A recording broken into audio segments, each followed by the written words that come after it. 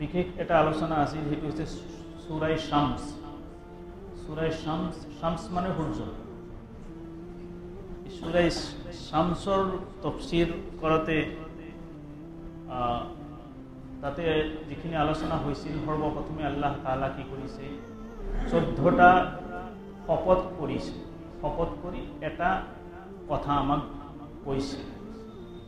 এই কথাৰ ইম্পৰ্টেন্স আমি এনেকেই গম পালোঁ যে 14টা কসম, 14টা শপত আল্লাহ তাআলাই যিহেতু খাইছে আমাক এটা মেছেজ দিয়াৰ কাৰণে, এটা কথা কোৱাৰ কাৰণে, সেই কথাৰ গুৰুত্ব বহুত বেছি।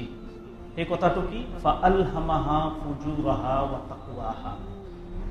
মানুহৰ মনক গুনাহ কৰাৰ ক্ষমতাও দিছে আৰু ভাল কাম কৰাৰ ক্ষমতাও দিছে। আৰু কোৱা হৈছে কদ আফলাহা মান যাক্কাহা, যি ব্যক্তিয়ে নিজৰ আত্মাক পবিত্ৰ কৰি ৰাখিলে সাকসেছ হ'ল, কামিয়াব। অকদ খাবা মান দাসাহা, যিজনে আত্মাটো নাপাক কৰিলে ই বৰবাদ হৈ গ'ল। এইখিনি আচল কথা।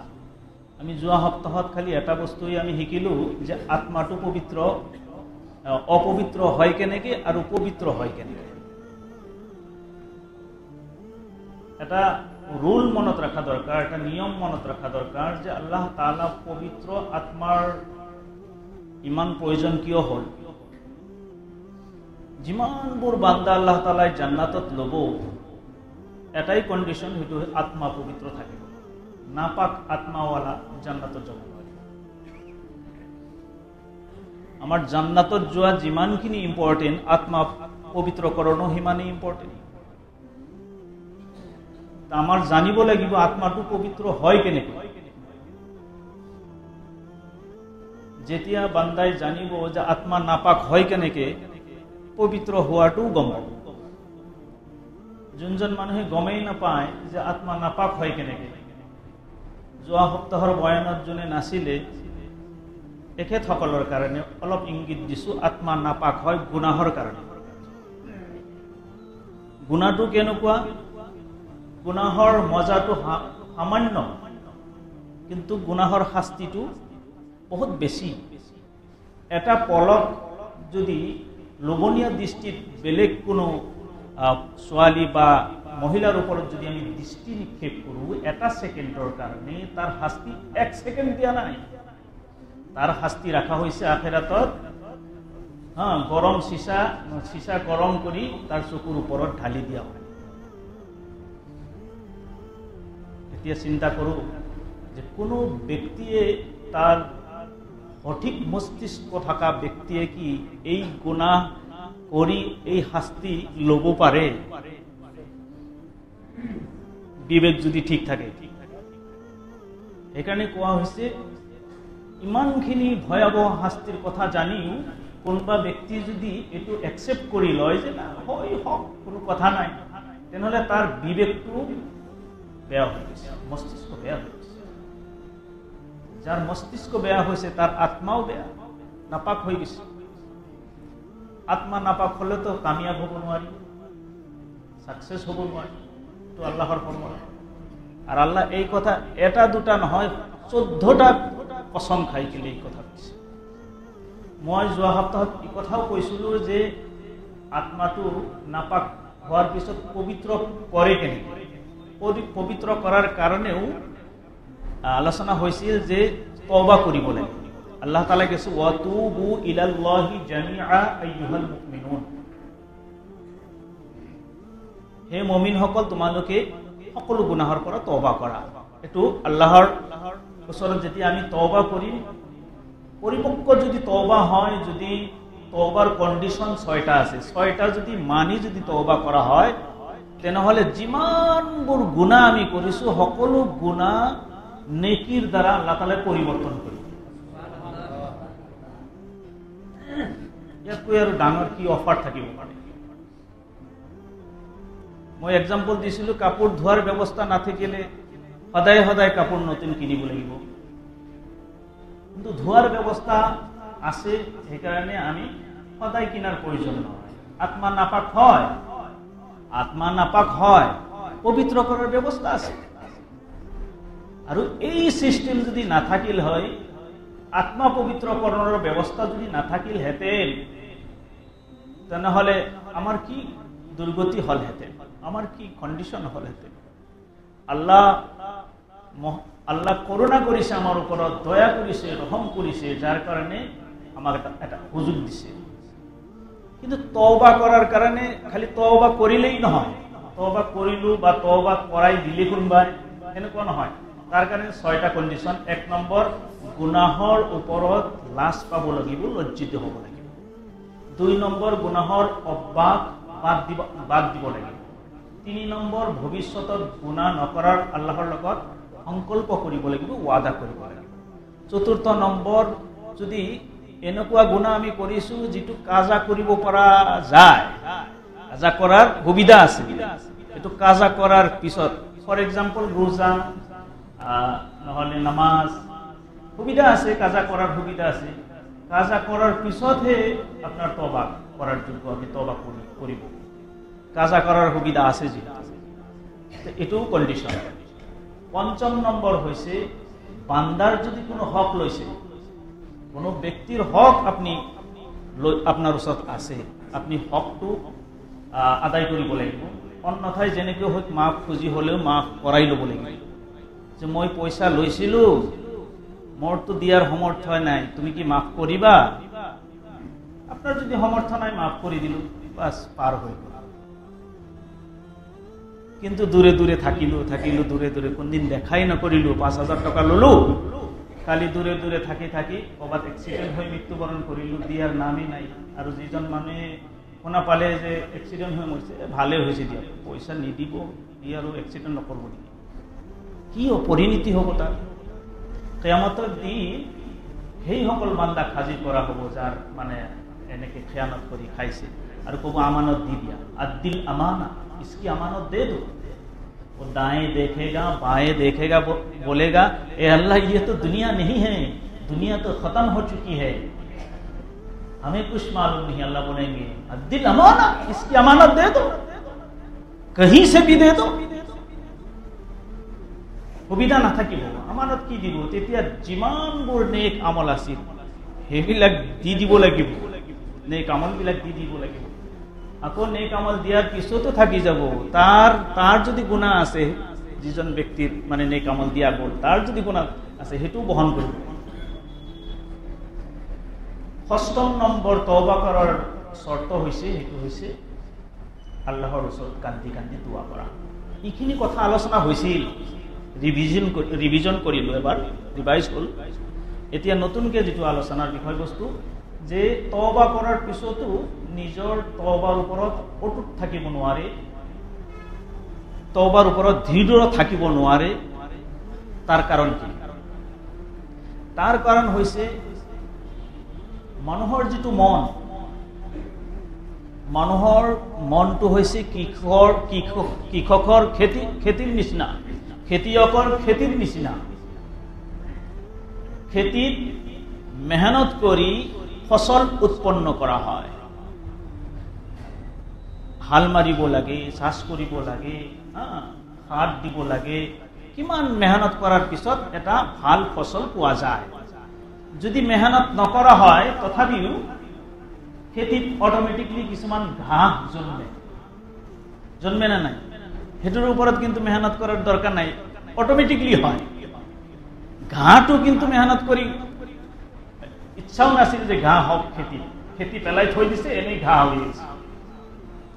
ঠিক সেনেকে মানুহৰ মন, কিছুমান বস্তু হাসিল কৰিব লাগে, মানুহৰ মনত কিছুমান ভাল স্বভাৱৰ জন্ম দিব লাগে, মেহনত কৰিব লাগে, ষ্ট্ৰাগল কৰিব লাগে, সাধনা কৰিব লাগে। এই সাধনা যদি নহয়, এই মেহনত যদি নহয়, এই মনৰ ওপৰত যদি, আকৌ মন বুজি পায় না নাই? মনটো কি? মন হৈছে ইচ্ছা শক্তি। আপনি ইচ্ছা কৰিছে, মসজিদত আহিব পাৰিছে, সচেতন ব্যক্তি। কোনোবা যদি টোপনিত আছে, যোৱা সপ্তাহত বয়ান কৰাৰ পিছত এজনে কয় 90% মানুহ হুজুৰ টোপনিত থাকে।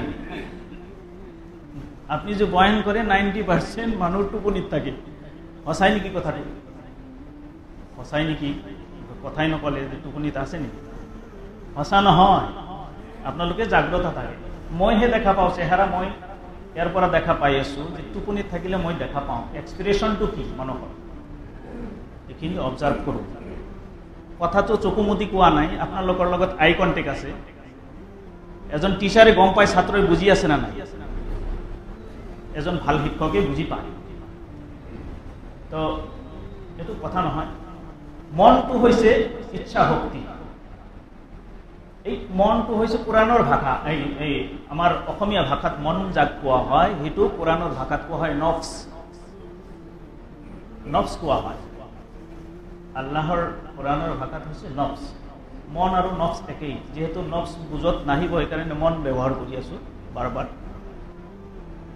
মনৰ ভিতৰত ভাল স্বভাৱৰ জন্ম দিয়াৰ কাৰণে মেহনত কৰিব লাগে। হজৰত আশৰাফ আলী থানৱী ৰহমাতুল্লাহ আলাইহি কৈছে যে মনৰ ভিতৰত যদি কোনোবাই 10টা ভাল স্বভাৱৰ জন্ম দিব পাৰে, তাৰ কাৰণে মেহনত কৰিব লাগিব। 10টা নহ'লে 10টা কুফসল তাৰ ভিতৰত জন্ম পাব, অট'মেটিকলি পাব। তাৰ ভিতৰত এটা কুফসলৰ নাম হৈছে অহংকাৰ। 10টাৰ ভিতৰত এটাৰ নাম হৈছে অহংকাৰ। কথাবিলাক অলপমান ডিপলি শুনিব, অলপমান গভীৰ মনোযোগেৰে শুনিব, অলপ কঠিন কথাবিলাক। অহংকাৰৰ 4টা স্তৰ আছে। অহংকাৰৰ 4টা স্তৰ আছে, শ্ৰেণী আছে, প্ৰকাৰ আছে। এক প্ৰকাৰৰ অহংকাৰ হৈছে তৰিকতৰ ভাষাত কোৱা হয় উজ, ওয়াও জিম বা উজ। 2 নম্বৰ হৈছে কিব্ৰ, 3 নম্বৰ হৈছে তাকাব্বুৰ, 4 নম্বৰ হৈছে ইস্তিকবাৰ। এতিয়া কঠিন কঠিন ভাষাবিলাকতো বুজাত অসুবিধা হ'ব। এইটো অসমীয়াত যদি কওঁ, এটা হৈছে অহংকাৰৰ বীজ। বীজটো বুজি পায়, ক্ষেত্ৰত যে বীজ ছটিয়াই দিয়া হয়, অহংকাৰৰ বীজ। আৰু এটা হৈছে অহংকাৰৰ পুলি। পুলি বুজি পায় না? বীজৰ পৰা পুলি গজে। আৰু এটা হৈছে অহংকাৰৰ গছ। চিৰিয়েলি মনত ৰাখিব, মনত এনেই থাকি যাব। বীজৰ পৰা পুলি হয়, পুলিৰ পৰা গছ হয়, গছৰ পৰা ফল হয়। আৰু এটা হৈছে অহংকাৰৰ ফল। এই 4টা স্তৰ। সেইখিনি কথাই মই উৰ্দু ভাষাত কৈছিলোঁ। উজ, কিব্ৰ, তাকাব্বুৰ, ইস্তিকবাৰ। এইখিনি অসমীয়াত ভাঙনি কৰিলে এনেকুৱাই। অহংকাৰৰ বীজ আমাৰ মনৰ ভিতৰত জন্মে নেকি? মুফাssirin কিৰাম লিখিছে যে অহংকাৰৰ বীজ মোৰ আছে না নাই এইটো কেনেকৈ গম পাম? মই জাষ্টিফাই কৰিব লাগিব। আৰু হাদিছৰ মাজত আহিছে কাবাৰ অন্তৰৰ ভিতৰত যদি 1 সৰিহ পৰিমাণো অহংকাৰ থাকে, জাহান্নামত যাবই লাগিব। তেনেহ'লে আমাৰ অলপমান জাষ্টিফাই কৰাৰ দৰকাৰ আছে। 1 সৰিহ পৰিমাণ যাতেও অহংকাৰ নাথাকে। অহংকাৰৰ শ্ৰেণীবিলাক জানিব লাগিব, কোন কোন পৰ্যায়ত কেনেকুৱা অহংকাৰটো আহে। সেইকাৰণে অহংকাৰৰ বীজ কাক কয় আগতে বুজি লওক। বীজ কেতিয়া থাকে? অকলশৰীয়াকৈ মুফাssirin কিৰাম লিখিছে, অকলশৰীয়াকৈ নিজক মনে মনে প্ৰশ্ন কৰিব লাগে, অকলে অকলে, যে তোৰ ভিতৰত কিবা গুণ আছে নেকি? যদি উত্তৰ দিয়ে যে হা মোৰ ভিতৰত বহু গুণ আছে, মনে মনে উত্তৰ দি আছে, মুখেদি কোৱা নাই, মনে মনে উত্তৰ দিয়ে, মোৰ ভিতৰত কিয় গুণ নাথাকিব? চকুৰে দেখা পাওঁ, এইটো মোৰ এটা গুণ। হাতেৰে চুব পাৰোঁ, এইটো এটা গুণ। ভৰিৰে খোজ কাঢ়িব পাৰোঁ, এইটো এটা গুণ। মানুহক বুজাব পাৰোঁ, এইটো এটা গুণ। বিদ্যা বুদ্ধি মোৰতো আছেই। এইটো যদি মনে মনে এনচাৰ আহে, তেনেহ'লে ভাবিব লাগিব অহংকাৰৰ বীজ মোৰ ভিতৰত আছে।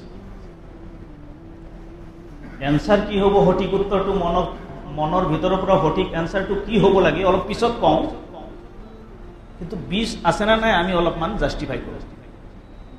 অহংকাৰ মোৰ ভিতৰত আছে না নাই, বীজটো আছে না নাই, সেইটো মনক সুধিব লাগিব। এই তোৰ ভিতৰত কিবা গুণ আছে নেকি? নিজকে সোধক অকলশৰীয়াকৈ। সি যদি মনে মনে এইটোই উত্তৰ দিয়ে, বহুবিলাক গুণ আছে, চকুত দেখা, হাতত কৰা, ভৰিৰ খোজ কাঢ়া, বিবেক বুদ্ধি, বহুবিলাক গুণ মোৰ ভিতৰত আছে।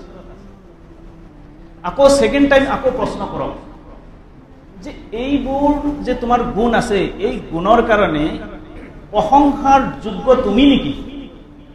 নিজকে প্ৰশ্ন কৰক, প্ৰশংসা পোৱাৰ যোগ্য তুমি নেকি?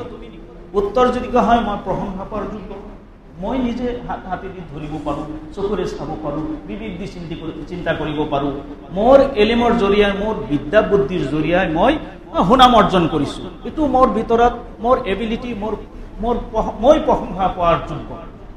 তেনেহ'লে বুজা গ'ল মুখেৰে যদি উচ্চাৰণ কৰি আছে তেনেহ'লে অহংকাৰৰ পুলি গজিছে।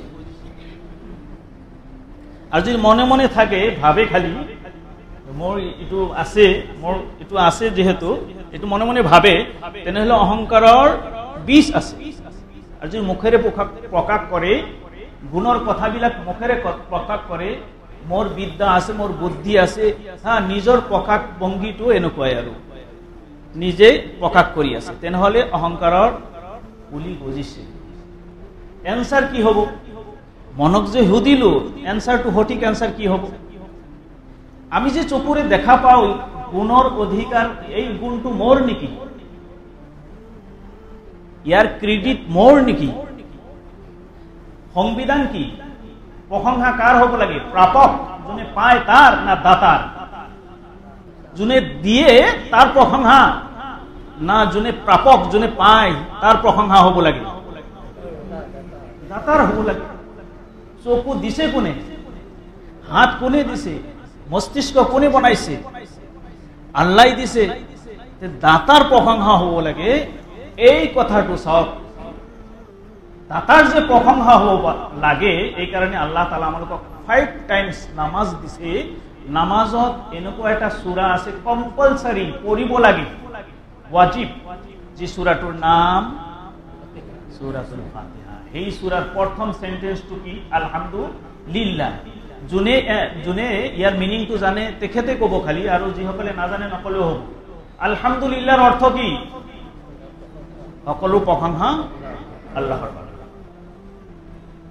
সকলো প্ৰশংসা যেতিয়া আল্লাহৰ বাবে এই কথা কোৱা হয়, তেতিয়া বিদ্যা বুদ্ধিৰ প্ৰশংসা মোৰ বাবে থাকে জানো?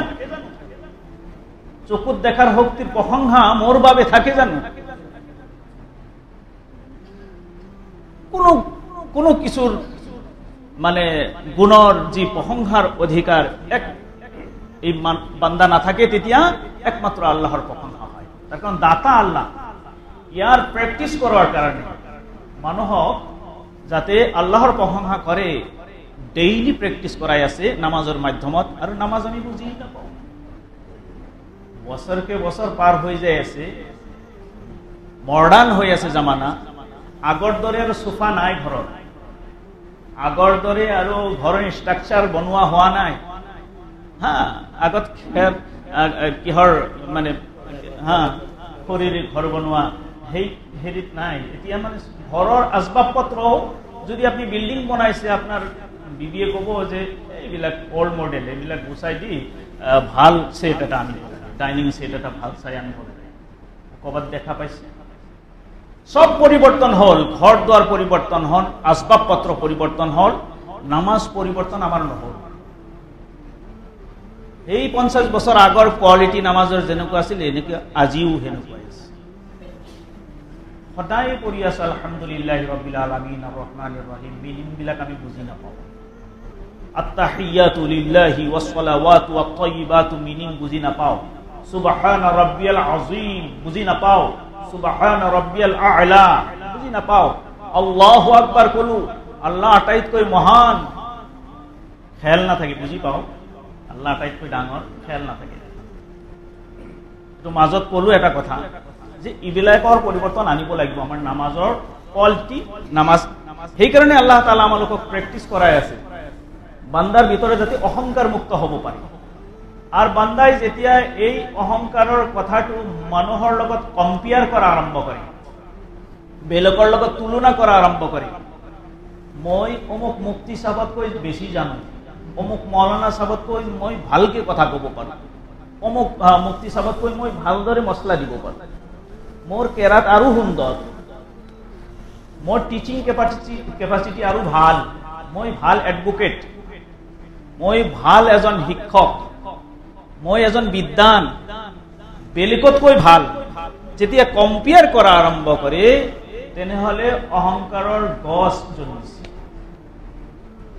ইয়াৰ কাৰণে এই অহংকাৰ এনেকুৱা হৈছে যে মুখেদি নকয়, খালি দৰকাৰ হলে অত্যাচাৰ কৰা আৰম্ভ কৰে, পানিশমেন্ট দিয়ে, বেলেগক হাতে দি চুব ধৰে, থাপ্পড় লগাই দিয়ে, বক্সিং লগাই দিয়ে অহংকাৰৰ কাৰণে। তেনেহলে অহংকাৰৰ ফল ধৰিছে। অথচ ৰাসূল সাল্লাল্লাহু আলাইহি সাল্লামে কি কৈছিলে যে এক হৰিহ পৰিমাণ যদি অহংকাৰ অন্তৰৰ ভিতৰত আপনি পুহি থৈছে, জাহান্নামত যাবই না। আল্লাহ তাআলা আমাক হেফাজত করে। একমাত্র মন পবিত্রকারী জান্নাতত যাব, আত্মা পবিত্রকারী জান্নাতত যাব। সেই কারণে আত্মা পবিত্ৰকৰণৰ কাৰণে সঠিক ৰূপত তওবা কৰিব লাগে।